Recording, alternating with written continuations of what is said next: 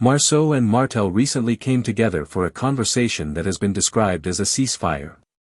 For anyone who has followed their story, you know that these two men have gone through so many highs and lows that it almost feels like peace between them is impossible. Yet here they were, face to face, trying to lay their differences aside and at least agree on some basic rules that could allow them to coexist without constant arguments and attacks. The first thing that stood out in their conversation was Martell's self-awareness, or at least his willingness to admit certain patterns about himself.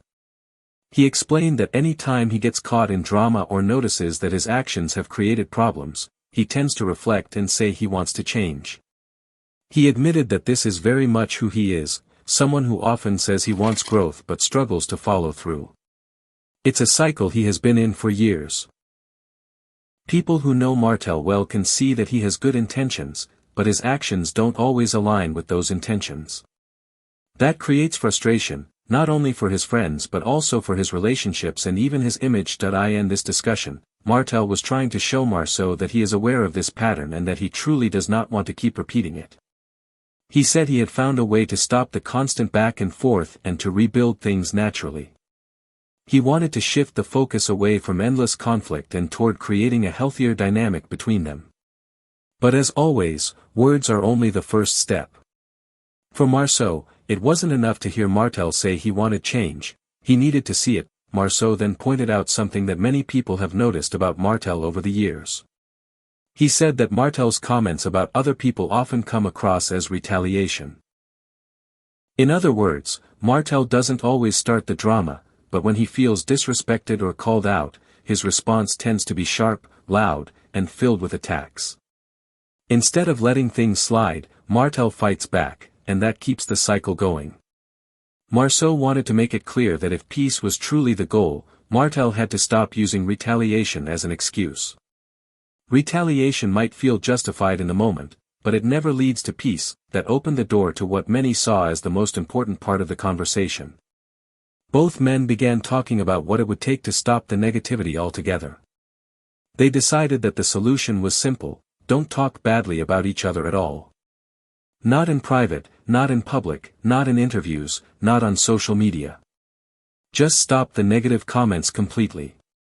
Marsau made it clear that he sincerely hoped Martell could stick to that agreement. He wanted to believe it, but at the same time, he was cautious.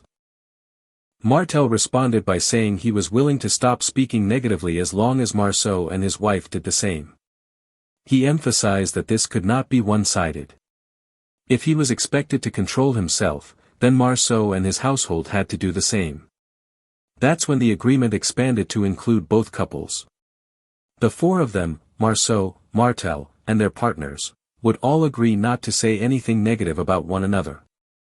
That way, the entire situation would be removed from their daily lives, and there would be no space for arguments to grow. What was powerful in that moment was how straightforward both men were. Marsau said he had no intention of saying anything negative about Martell whatsoever. He repeated the word none to make sure Martell knew he was serious. Martell replied with the same energy, saying he also had no reason to speak negatively about Marsau.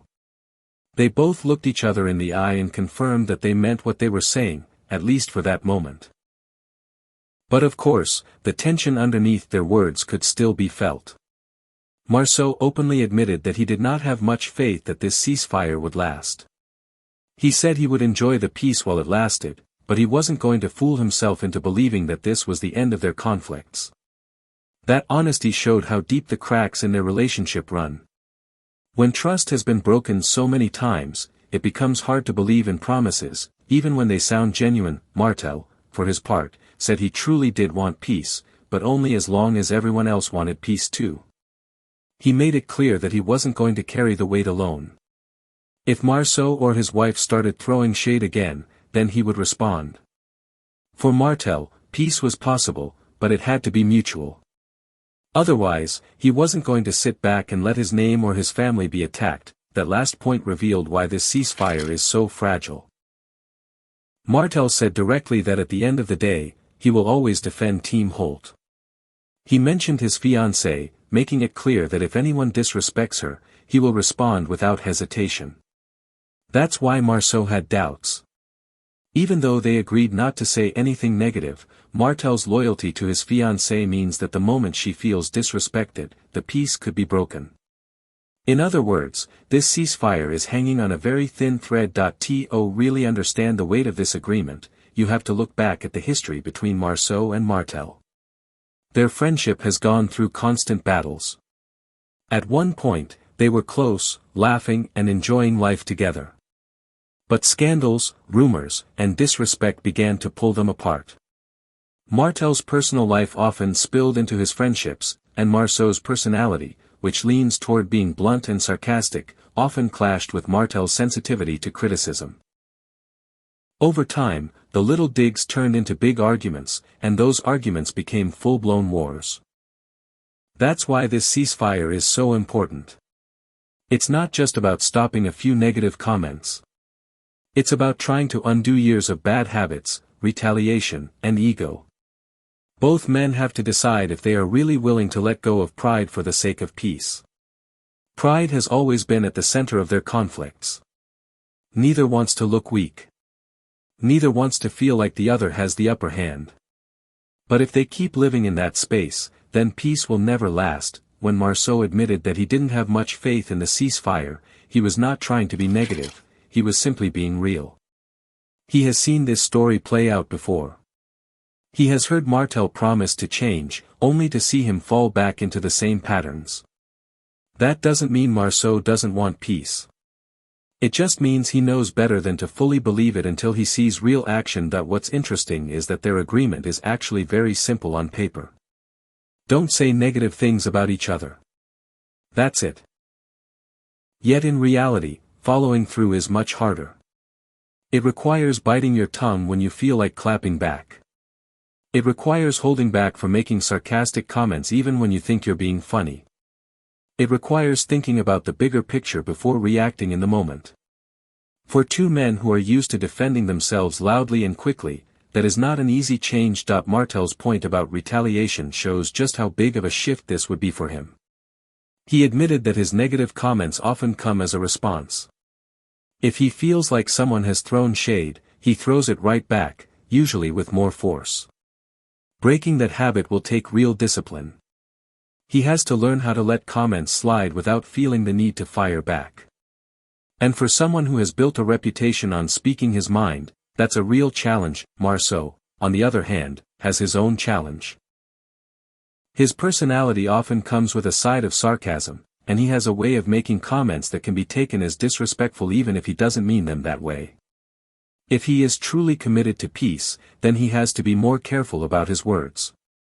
He has to think about how his jokes or remarks might land, especially with someone like Martell, who takes things personally. The heart of this agreement is the idea that relationships cannot grow if negativity is constantly being fed into them. The more you speak badly about someone, the harder it becomes to rebuild trust. But when you stop the negative words, you give the relationship space to breathe. That's what Marsau and Martell are trying to do. They want to give themselves room to rebuild without the constant background noise of insults and shade. The challenge is whether they can stay disciplined enough to keep the agreement alive. Martell has a lot of history with breaking promises, and Marsau has a lot of history with being skeptical. That's why this ceasefire feels less like a permanent peace and more like a temporary truce. Both men are waiting to see what happens next. Still, there is value in the attempt. Even if the ceasefire only lasts a few weeks or months, it shows that both men are capable of self-reflection. It shows that they are at least willing to admit that the fighting has gone too far. And it shows that deep down, neither of them truly wants to live in constant conflict. Nobody wants to carry the stress of drama every single day. For the audience watching, this ceasefire is more than just a storyline. It's a reminder of how relationships in real life can go through cycles of conflict and peace. Sometimes you reach a point where the only solution is to stop the negativity completely and give yourself a chance to reset. That doesn't mean all the problems are solved, but it creates the space to address them in a healthier way. Looking forward, the question will be whether Martell and Marsau can truly unlearn their old patterns. For Martell, that means breaking free from the cycle of retaliation. For Marsau, that means letting go of sarcasm that crosses the line.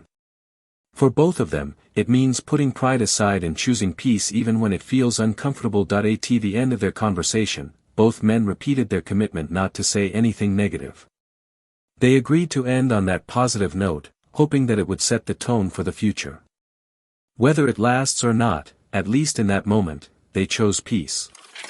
And sometimes, peace, no matter how short-lived, is better than endless war.